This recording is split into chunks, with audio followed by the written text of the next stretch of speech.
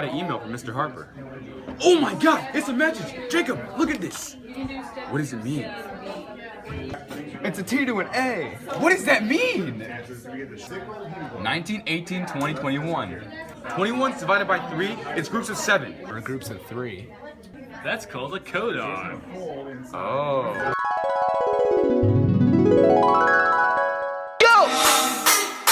Started with 100 bricks. You might be asking what a codon is. A codon is a group of 3 nucleotides that code for 1 amino acid. I like your hair. Thank you. Wait, it's a T and an A. They're switched. Everything's the same but the T and A. What does that mean? It's called a point mutation. A point mutation is an alteration in DNA sequence caused by a single nucleotide base change, insertion, or deletion. It's a T to an A.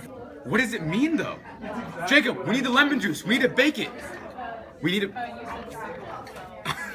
You don't need lemon juice, you just need this helpful chart. But what is this? What does it do? It's a cryptic message. It's a code. It's a code. It's a code.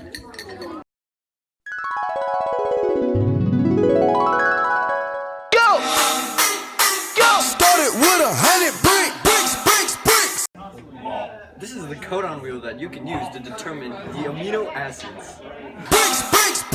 Wait, we do have to decode it. It is a code. We have to decode it from DNA to RNA. Yeah. You were right. It is a code. Yeah. It is a message. Yeah.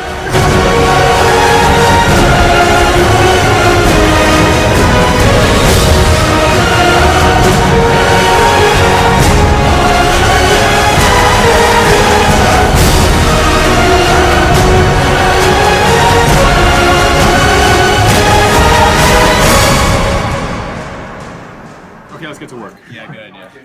We converted the normal and the mutated to RNA. Now the gag is a gug. What does that mean?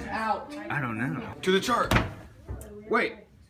GAG makes glutamic acid. Glutamic acid. Oh. And GUG makes valine. Valine. What? But glutamic acid and valine? What do those mean? Use this chart. Well, glutamic acid is negatively charged, and valine is nonpolar and hydrophobic. Don't know what that means.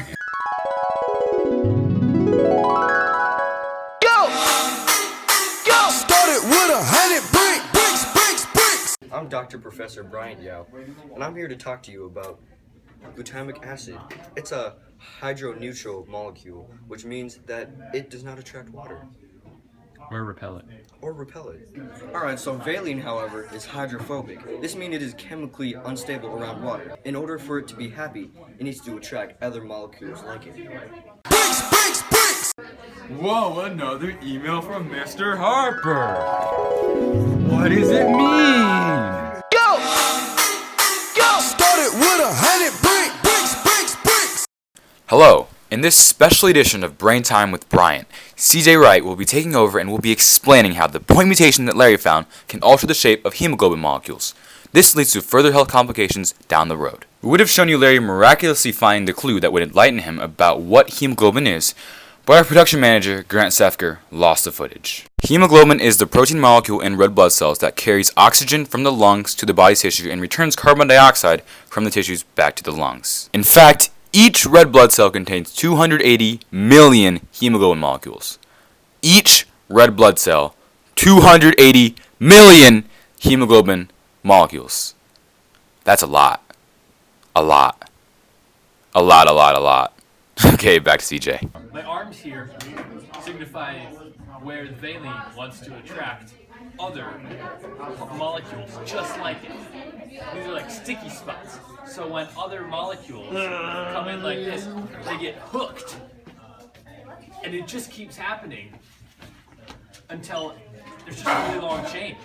These long chains of hemoglobin leads to the sickle shape of red blood cells in those that have sickle cell disease. The hemoglobins are shaped like this in most situations with sickle cell disease. But if there's sufficient oxygen, then the oxygen take up these sticky parts and they are normal shaped. Now, this can cause some major health problems. First of all, you'll lose a lot of red blood cells. When you're constantly changing from this to this, back to this again, maybe, back to this, it damages the blood cell. And when it gets into the spleen, it removes it from the blood system forever. And you just keep losing them until you're out. This condition is called sickle cell anemia. And again, sorry for the lack of video, but Grant lost this footage as well.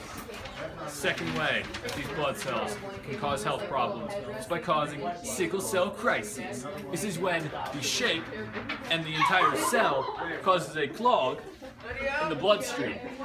Oh no! I'm stuck! I can't get through.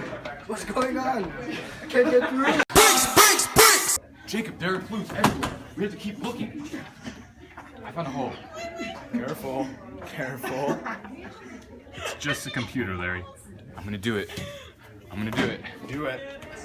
Go for it. Nah, I'm just kidding. Yeah, that was really bad acting. A clue! Oh my gosh. Oh my gosh. The spleen contains lymph nodes that destroy bacteria, viruses, and foreign matter, as well as containing a special type of white blood cell that engulfs the foreign bodies. Wow. Obviously, the spleen is a very important organ in the human's body, but a condition called splenic sequestration can occur in those with sickle cell disease. This occurs when the sickled red blood cells become trapped in the spleen. The spleen then enlarges and gets damaged and does not work properly.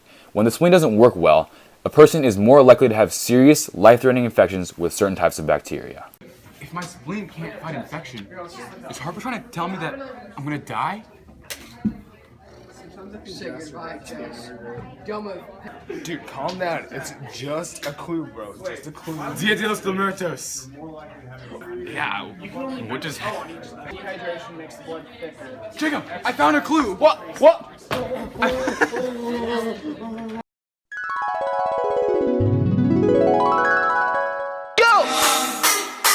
Started with 100 bricks. So the main focus of the research is trying to figure out how we can effectively engineer the patient's bone marrow so that the red cells it makes don't sickle. And so we're using gene therapy methods of transferring into the bone marrow stem cells an engineered copy of the beta globin gene that actually prevents the red cells from sickling. What we show in the paper is that, in fact, this works in the test tube. We can take bone marrow from patients with sickle cell, and we had 25 patients around the state of California volunteer to give us bone marrow samples, and in the laboratory use a virus to transfer into those stem cells this corrective beta globin gene. And if we then drive the red blood cell, the stem cells to make red blood cells in the laboratory, we can show that they're protected from sickling. Oh, I'm saved! But it's gonna cost me a lot of money. Yeah. Now we need to find the national treasure. Oh, I found it!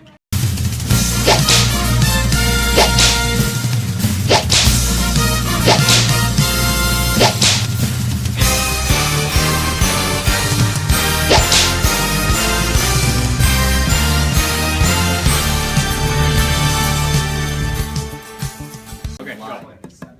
It's okay, little chair. The second way. It's so funny back there. He's like fishing. Jason.